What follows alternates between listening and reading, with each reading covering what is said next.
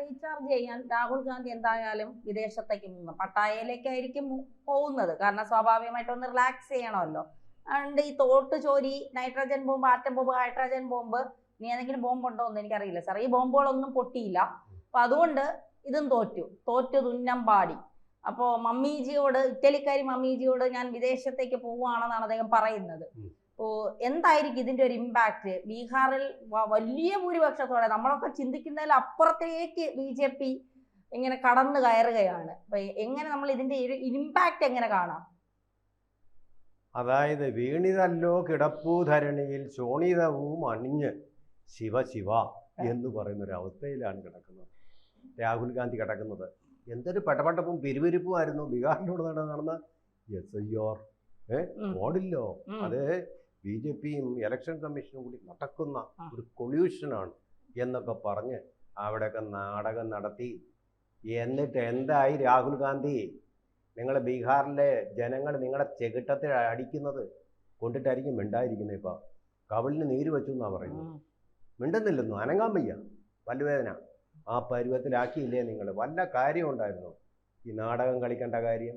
Election കമ്മീഷനെ വെല്ലുവിളിക്കുന്നു. അപ്പോൾ അത് ഏറ്റുപിടിക്കാൻ കേരളത്തിലെ മാതൃഭൂമി, മനോരമ ഉൾപ്പെടെ ചില പത്രങ്ങൾ, ചില ബുദ്ധിജീവികൾ, MA ബേബി രാഹുൽ ഗാന്ധിയിൽ ഒരു ബുദ്ധിജീവിയെ കാണുന്നു. എന്നിട്ട് എന്തായി? അവരുമായിട്ട് കൂട്ടുകൂടിയിട്ട് CPI, CPM, CPI, ML എല്ലാം കൂടെ ചേർന്നാലും 10 താഴെ ഉള്ളൂ. അതിൽ 4 കിട്ടിയിരിക്കുന്ന നക്സലൈറ്റ് എന്ന് നമ്മൾ വിളിക്കുന്ന CPI MLനാണ്. CPIക്ക് ഒന്നുമില്ല. CPMന് പേര് പറയാൻ ഒരൊറ്റ എണ്ണം മാത്രമേ കിട്ടി. എത്രയെന്നറിയാമോ പണ്ട് ധന്യേ അവിടെ കിട്ടിയിരുന്ന സീറ്റുകൾ? CPIക്ക് മാത്രം ഒരു നിയമസഭാ തെരഞ്ഞെടുപ്പിൽ ഞാൻ ഓർക്കുന്നു 23 സീറ്റുകളാണ് അവരവിടെ നേടിയത്. കമ്മ്യൂണിസ്റ്റുകാരുടെ കയ്യിലിരിക്കേണ്ട സംസ്ഥാനമാണ് ബീഹാർ എന്ന് പറയുന്നത്. പാവങ്ങളുടെ പാർട്ടിയാണെന്നാണ് പറയും. ഏറ്റവും കൂടുതൽ പാവങ്ങളുള്ള സംസ്ഥാനമാണ്. മനസ്സിലായോ? ഇതിൻ്റെ ഇമ്പാക്റ്റ് ആണല്ലോ തന്നെ ചോദിച്ചാൽ അതിലേക്ക് വരാം. ഇതിൻ്റെ ഇമ്പാക്റ്റ് എന്ന് പറഞ്ഞാൽ ഇത് നരേന്ദ്രമോദിയുടെ കസേര ഉറച്ചു എന്ന് പറഞ്ഞാൽ ഇതൊരു സെമി ഫൈനൽ എന്ന് ആഘോഷിക്കപ്പെട്ട തെരഞ്ഞെടുപ്പാണ്.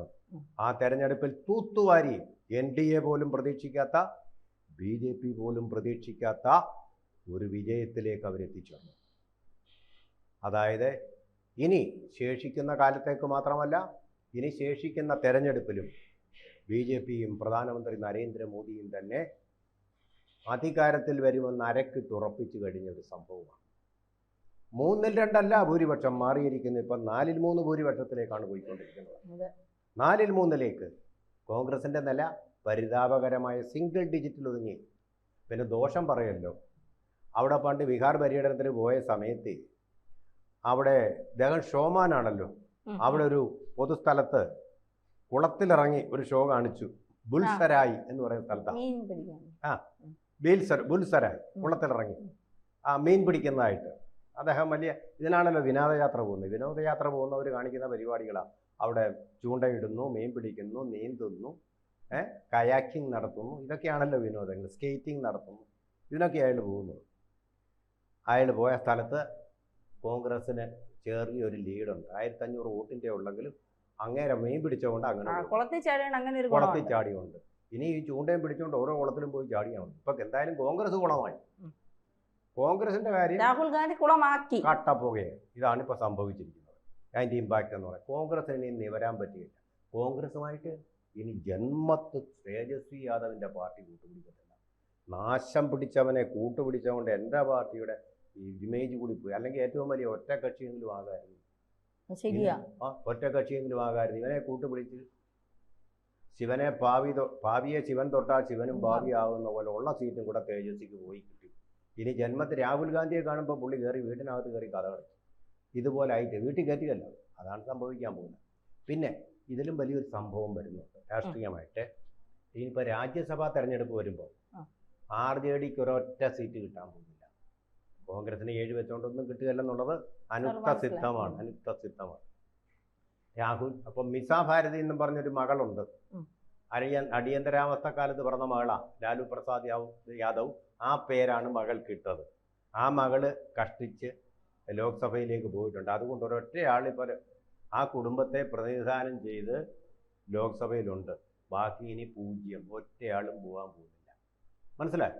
ലാലു പ്രസാദ് യാദവിൻ്റെ കുത്തകയാണെന്ന് അവർ വിചാരിച്ചിരുന്ന ബീഹാറിൽ അവിടുത്തെ ജനങ്ങൾ നിഷ്കരുണം, നിർദാക്ഷിണ്യം ആ കുടുംബത്തെ തിരസ്കരിച്ചിരിക്കുന്നു. കോൺഗ്രസുമായിട്ട് ഉണ്ടാക്കിയ കൂട്ടുകെട്ട് കാരണം ആ കൂട്ടുകെട്ടിനെയാണ് അവർ തള്ളിയിരിക്കുന്നത്. അതൊരു വല്ലാത്ത അവിഹിതമായ ഒരു കൂട്ടുകെട്ടായിരുന്നു എന്നുള്ളതാണ് ജനങ്ങളിപ്പോൾ അവരെ പഠിപ്പിക്കുന്ന കാര്യം. ഇനി അവിടെ നിന്ന് നൂരാൻ പോകുന്നില്ല. ലാലു കുടുംബവും അതുപോലെ തന്നെ കോൺഗ്രസും നൂരാൻ പോകുന്നില്ല. NDAയുടെ കയ്യിൽ തന്നെ ആയിരിക്കും അവിടുത്തെ ഇനി തുടർന്നുള്ള ഭരണവും എന്നാണ് സൂചിപ്പിക്കുന്നത്. ഇതിൻ്റെ കാരണങ്ങളെക്കുറിച്ച് നമ്മൾ നേരത്തെ അനലൈസ് ചെയ്ത് കഴിഞ്ഞു.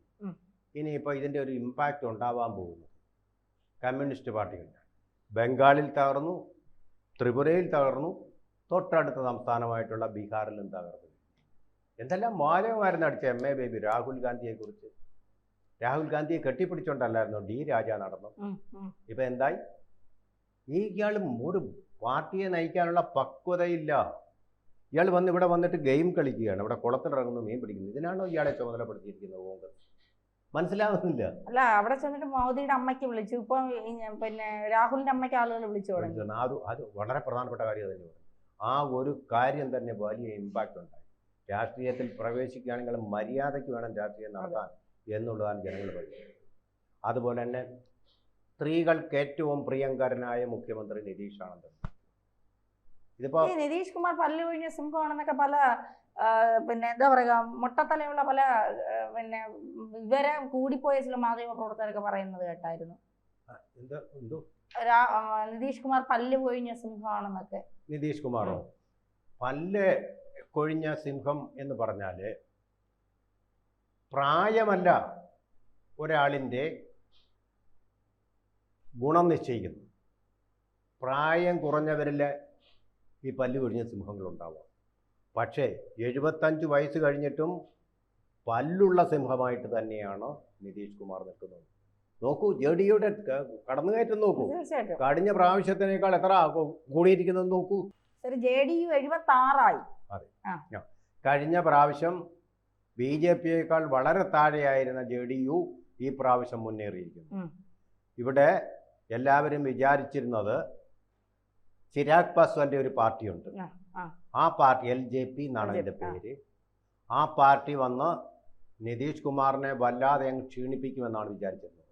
JDUക്കാർ പോലും അങ്ങനെ വിചാരിച്ചിരുന്നു. ഞങ്ങൾ ഇപ്പോഴൊന്നും പ്രതികരിക്കുന്നില്ല, അദ്ദേഹത്തിനെ ഒതുക്കാനുള്ള ഏത് ശ്രമവും ഞങ്ങൾ ചെറുക്കുമെന്നാണ് അവർ പറയുന്നത്. അവർക്ക് ചെറുക്കേണ്ട ആവശ്യമില്ല.